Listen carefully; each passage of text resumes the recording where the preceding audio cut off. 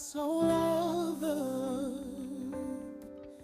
that he gave his only Son, that whoever believes in him shall not perish but have eternal life begun. Oh, how he loves us so. He sent his Son to save our souls.